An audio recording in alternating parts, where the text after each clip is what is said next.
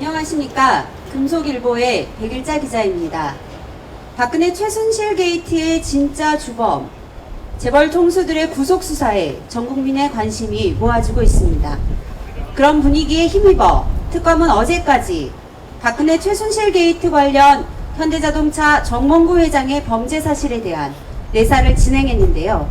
잠시 뒤 이곳에서 특검 브리핑을 열 예정입니다.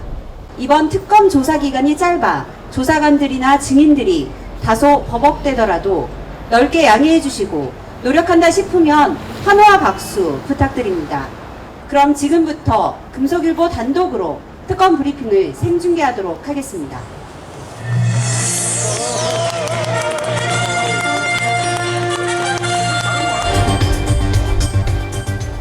(2016년 1월 10일) 오후 특검 브리핑 시작하겠습니다. 어제까지 박근혜 최순실 게이트 관련 현대자동차 정몽구 회장의 범죄 사실에 대한 내사를 진행했습니다. 그 결과 정몽구 회장의 범죄 사실을 크게 세 가지로 결론낼 수 있었습니다. 우선 첫 번째, 뇌물죄입니다. 두 번째로는 근로기준법과 노동조합 및 노동관계조정법 위반입니다. 세 번째로는 폭력죄입니다. 이상 밝힌 정몽구 회장의 범죄 사실은 하나하나 엄중한 처벌을 받아야 하는 중범죄입니다.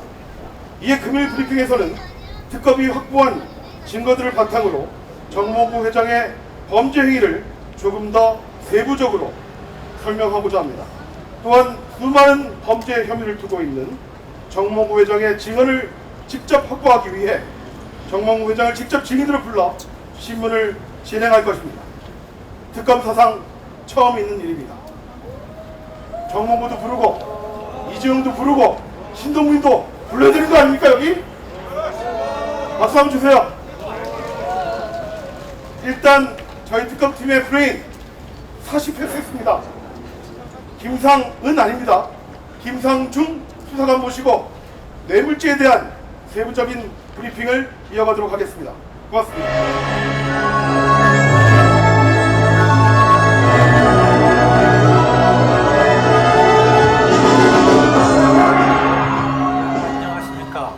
저는 이번 특검팀에서 법률 담당을 맡고 있는 김상중 수사관입니다. 먼저 자료 함께 보시죠. 2015년 10월 27일 2016년도 예산안 시정연설에서 박근혜 씨는 국회에 다음과 같은 부탁을 했습니다. 경제활성화법 처리, 5대 노동개혁법 처리, 한중 자유무역협정 비준. 제가 수없이 반복해서 노동개혁법과 경제활성화법이 반드시 19대 국회를 통과해야 한다고 호소하는 것도 바로 이런 절박한 심정 때문이고, 그것이 2016년 1월 13일 청와대에서 있었던 박근혜 대통령 대국민 담화문의 메시지는 명확했습니다.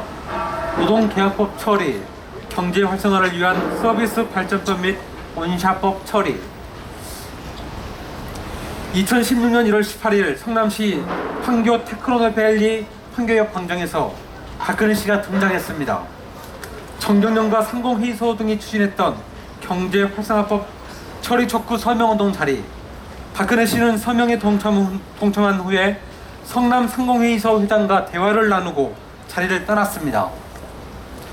박근혜 씨가 대통령을 하면서 언론 노출을 매우 꺼려왔다는 사실은 매우 잘 알려진 사실입니다.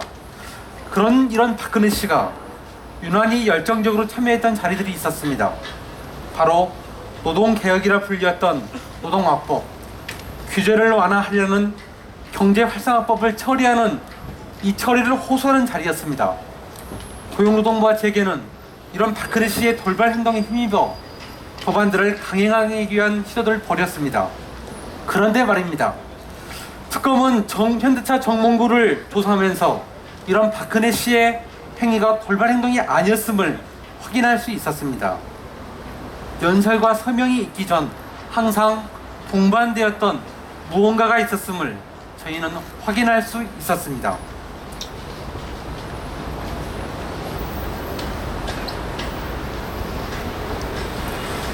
(2015년 7월 24일) 박근혜는 대기업 총수 17명과 오찬을 하면서 미르재단, K스포츠재단 설립 취지를 설명하였고 다음 날인 25일까지 이틀에 걸쳐 삼성 이재영, 현대차 정몽구, SK 김창근, LG 구본무, 롯데 신동빈 등 대기업 총수 7명과 독대를 하고 기금 출연을 촉구하였습니다. 이후 중간 매개 역할을 안종범 경제수석, 이승철 정경련 부회장이 담당하여 결국 재벌들로부터 기금을 출연받았습니다. 정몽구는 박근혜와 공모하여 그 직무에 관하여 부정한 청탁을 받고 현대차로 하여금 68억 8천만 원, 기아차로 하여금 27억 3천만 원, 현대모비스로 하여금 31억 9천만 원, 총 128억 원을 출연하게 하여 뇌물을 공유했고 KD 코퍼레이션이 11억 원의 뇌물을 납품할 수 있도록 하고 플레이그라운드가 62억 원의 규모의 광고를 주도록 하여 특가법상 뇌물죄의 범행을 저질렀습니다. 이 사실들이 언론을 통해 공개되면서 저희는 재벌들이 이 사태의 피해자는 아닌지 하는 의구심을 품었습니다. 그런데 말입니다. 7월 24일 오찬 내용을 확인하면서 놀라운 사실을 알게 됩니다.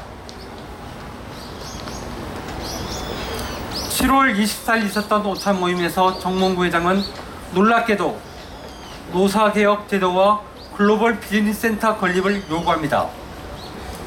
그리고 정몽구 회장의 요구는 정부 정책으로 곧바로 추진됩니다. 제조업 파견 근로 허용이라는 정몽구의 요구는 정부 정책은 이렇게 추진되었습니다.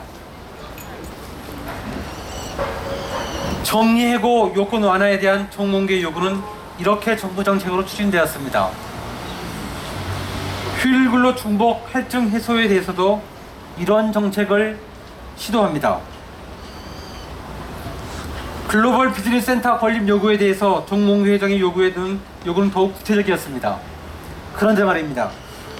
정몽구 회장의 이 같은 구체적인 요구는 결국 삼성동 한전부지 매입 및 추가 개발 비용을 기업소득 환류 세조를 통해 투자로 인정받으면서 약 8천억 원의 세금 감면 혜택을 받은 것으로 이어졌습니다. 그 외에 신사업 건립 인허가 기한 단축 등에 대해서도 각종 청탁이 이루어진 것으로 보입니다. 지금까지 보신 바와 같이 미르재단, K스포츠재단 모금 완료와 재벌들의 민원이 실시됐던 시기는 놀랍게도 정확히 일치됩니다. 입금을 한 후 정책 추진이 언급되고 곧바로 실무 준비를 통해 시행이 반복적으로 교차하고 있었습니다. 그렇다면 이상에서 드러난 정몽구 회장의 뇌물죄, 그 처벌 기준은 어떻게 될까요? 한번 보시겠습니다.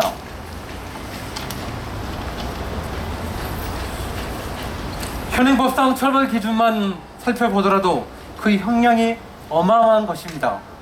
그런데 말입니다. 아직도 정몽구는 구속수사를 받고 있지 않습니다. 다음에는 직접 정몽구를 데리고 정몽구의 또 다른 죄상에 대해서 이야기를 해보도록 하겠습니다.